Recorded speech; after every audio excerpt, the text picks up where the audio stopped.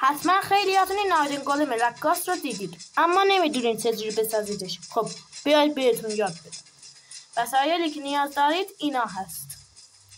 اول میاید 4 تا استیکی پیستون رو اینجوری میذارین.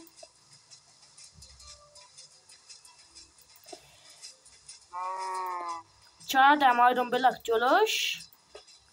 به به هوا هم بارونه. یه دونه هم چمن اینجا که باعث اسپان شدن آیرون گولمی نشه. سرش هم یه دونه از این پامکینا میذاری.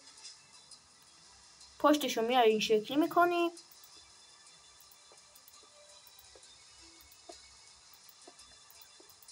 بعد اینجا رو یه دونه ردستون و اینجا رو هم ردستون تورچ میذاری. اینجا هم ردستون. بعد از اینا میذارید جلو ردستون. بعدم بازم ردستون. یه دونه بلاک میذارید اینجا و بعد اینا رو اینجوری میذارید. سرعت این دوتا رو کم میکنید.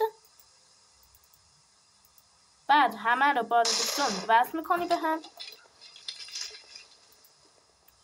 بعد این ردستون رو وصل میکنید و بعد یه دونه ردستون تورچ میذارید و سری میکنیش. و اینم شد آیرن گولم رقاص ما. اگه دوست داشتی لایک و ساب کن.